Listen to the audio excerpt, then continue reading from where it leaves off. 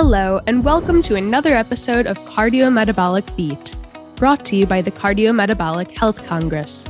Today we have the pleasure of speaking with Dr. Ann Peters, CMHC Co-Chair and Director of the Diabetes Programs and Professor of Medicine at the University of Southern California in LA. Dr. Peters is a renowned diabetes expert, and today we will discuss the updated 2022 American Diabetes Association Standards of Care and the key changes and recommendations stemming from this guidance. Welcome, Dr. Peters. It's so nice to have you today. It's great to be here.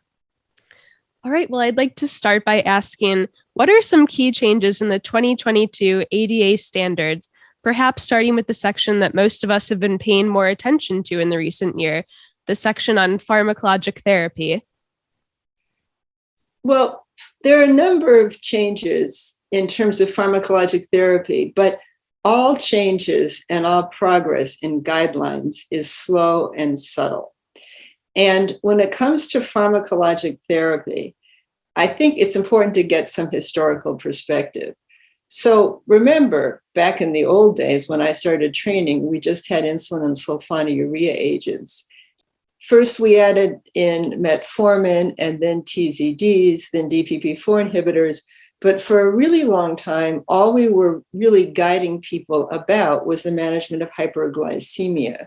And now we know that when we're using diabetes medications, what we're doing is guiding people in terms of not just the management of hyperglycemia, but the management in terms of reducing the risk for cardiovascular disease, CKD, and heart failure. So our medication use has expanded, but it makes it very hard to write guidelines that are just based on glycemia.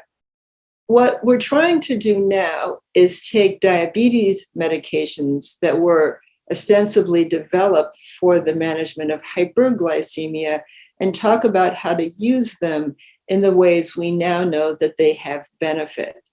So that makes it complicated, and it makes it complicated because not everybody coming to an algorithm is in the same place, meaning that not everybody who needs treatment for hyperglycemia is new onset. Some patients may have had diabetes for a long time. There are a bunch of nuances as we try to guide people. So the committee spent a long time trying to decide how to guide people in terms of the management of patients with type 2 diabetes. And so now if you look at the top of figure 9.3, which is the figure that guides people in terms of the management of patients with diabetes, we endocrinologists used to start with metformin and lifestyle and then put an arrow to basically where do you go next. And now if you look carefully at the top of that figure, there's no arrow from that box that says metformin and lifestyle. But in fact, on the left-hand side, we say that if a patient has high-risk characteristics for cardiovascular disease, known cardiovascular disease, CKD, or heart failure, that they should start on the path of being treated with an SGLT2 inhibitor and or a GLP-1 receptor agonist, even in the absence of using metformin. And that really was the basic point of a lot of our discussion is, do we always recommend metformin first? And the answer is no, not in people who have those high-risk characteristics. But on the other hand, if someone doesn't have those high-risk characteristics, then we look at the treatment of their hyperglycemia differently. And then we look at the universe of medications, the patient. We always individualize care. And then we look on the other side of that figure. But then comes the question of, do we guide people to do what is best scientifically? And that means for many of these people using medications that are more expensive, or do we guide all people in whatever their situation is? And that could mean that they're in a situation where they don't have the resources to get those more expensive medications. And there was a fair amount of discussion in terms of, do we guide people based on science, or do we guide people based on how they exist in the real world in a clinical setting? And so what the writers of this particular part of the 2022 standards of care came to is the figure that you see, where we tried to address all of those issues, whether or not you need metformin to start with, how do you best manage patients in a world where cost is not a limit, and then what do you do in settings where access is in fact a limitation, but we still need to manage the patients. Wow, thank you for sharing those very specific changes. So besides all of those and the changes in Section 9, what are some other important updates, such as in diabetes technology or other areas? In the area of diabetes technology, which is an area in which I'm particularly interested, we made a lot of changes. And again, they may seem subtle, but they really are changes. So first of all, we start out by talking about general approaches to technology. And in particular, we talk about the choice of both the patient and the people who may be helping care for them. So certainly with children and with certain seniors, it's not the patient themselves who's using the technology, but a caregiver, a friend, a family member, or someone who's hired to help take care of the patient. So we talk about that, and we also talk about the fact that there's no one-size-fits-all device, and one kind of sensor may be better for one kind of patient and another kind for another kind of patient. So we talk about looking at the attributes of the devices and the needs of the patient. We now say that continuous glucose monitoring should be used in individuals who are taking insulin. And the should really is based on the evidence that we now have and the use of these devices in patients who are on either an insulin pump or multiple daily insulin injections. But we also add in the use of real-time continuous glucose monitoring in patients who are on basal insulin. And so now we're basically moving the needle to include pretty much everybody on insulin. We do need more data in this area, but I really do think that people who are on insulin can benefit from continuous glucose monitoring, whether it's continuous glucose monitoring or done intermittently, really depends on the patient. We also highlight the advancements in terms of hybrid closed loop technology, which we call AID, or automated insulin delivery systems, and really talk about them as the preferred method for treating individuals with type 1 diabetes.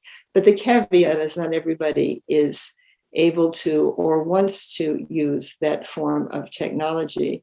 And then we also talk about connected insulin pens, which are also called smart pens, but they're in fact connected insulin pens, where it allows the individual to see when their last dose was given, how much was given, and then allows us as practitioners to look at the data. So we want to advance the field. We want to make sure that technology is available to everybody who needs it.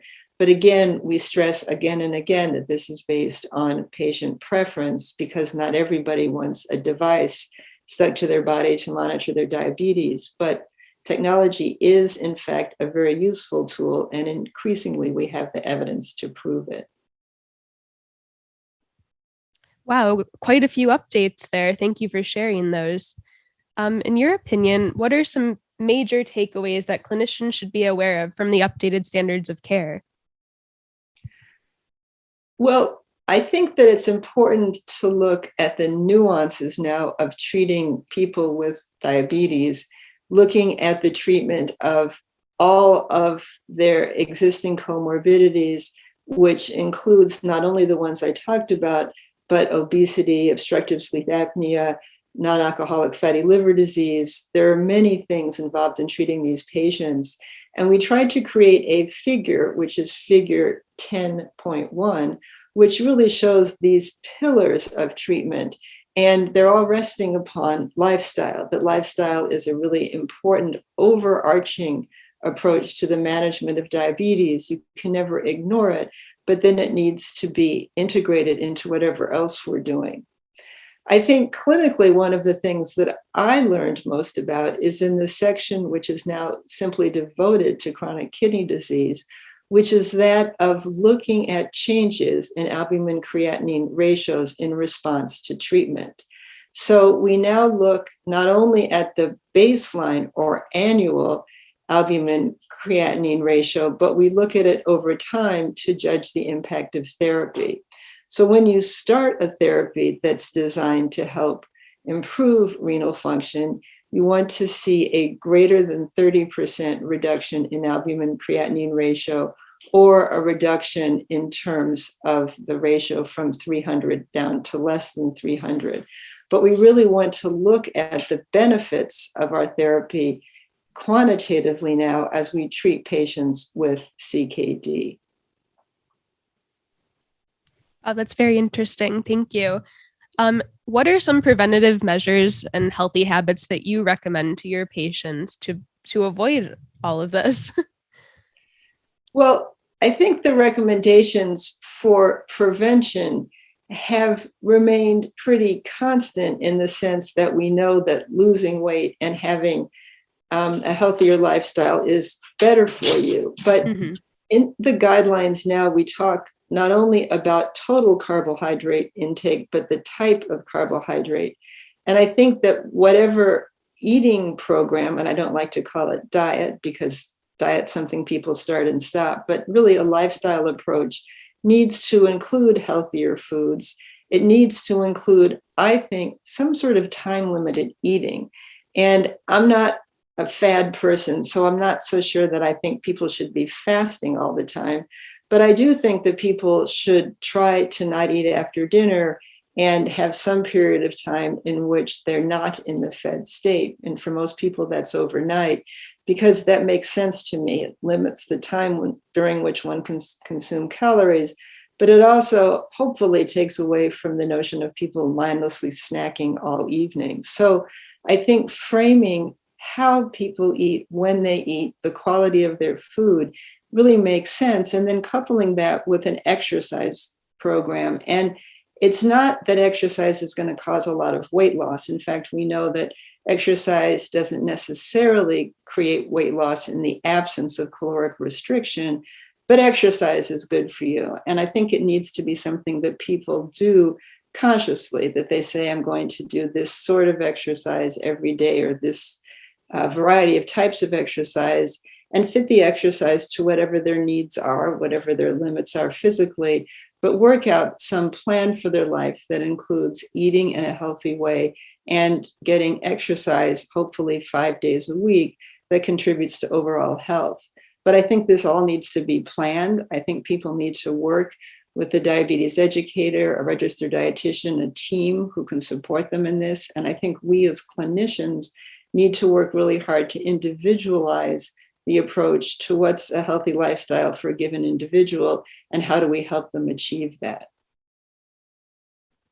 Well, that makes a lot of sense. And hopefully they can come up, patients can come up with something enjoyable that they like to do, so it doesn't have to seem like something they're trying to avoid. A happy exercise, I don't know, like just taking a walk even. Well, I think a happy exercise is good, but from my perspective, I'm not that fond of exercise, but I do it because I know it's healthy for me. And I try to prescribe healthy exercise by prescribing things like getting a dog, because a dog needs to be walked.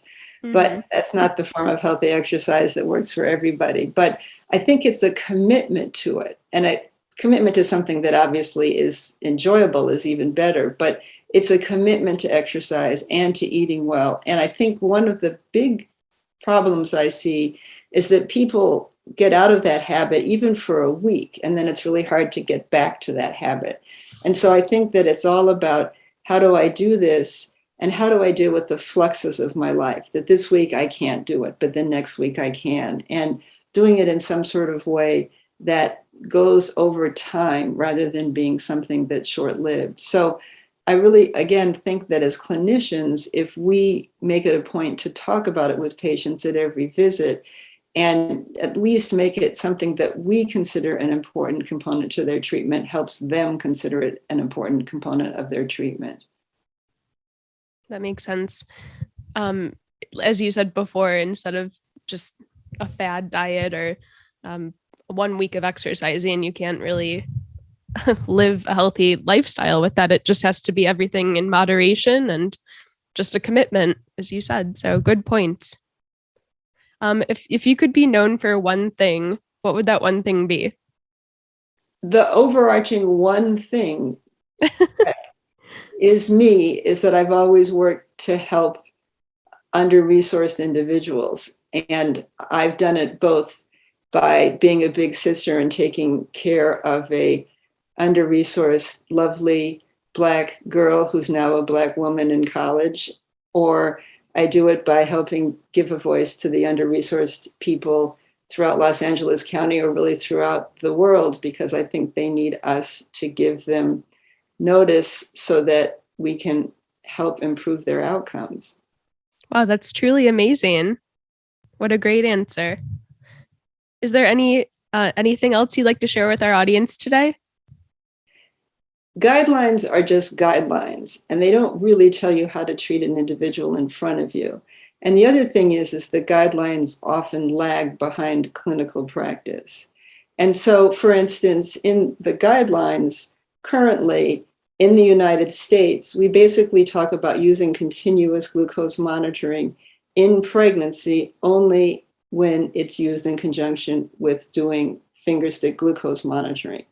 And ironically, that's not how they do it anywhere else in the world. And that's not how I do it as a practitioner. So when I look at guidelines, I say, where does this come from? And that comes in part from the research we have, and that comes in part from the fact that things like continuous glucose monitors aren't approved by the FDA for use in pregnancy. But what we do clinically is part of the guidelines, but what we do clinically is also the decisions we make as practitioners. And then there's also data that comes out in between the annual publications of guidelines. And I know the ADA has really been working to do living updates to try to include newer information. But I think all of us need to figure out, again, what's best for the patient and how to incorporate new changes, new findings in order to help our patients, and really rely on guidelines as a framework, but not as something that can necessarily tell us what to do in the moment when we're treating an individual human being. Very good points. Thank you so much for your thoughtful answers and your time today. It's been a pleasure talking with you. It's been a pleasure talking with you. Thank you. If you have any questions or if you have any feedback on topics that you would like to hear in the future, we would love to hear from you. You can email us at info@cardiometabolichealth.org or find us on social media, on Facebook at Cardiometabolic Health, or Twitter and Instagram at CMHC_CME. Thank you, and until next time, have a wonderful day, everyone.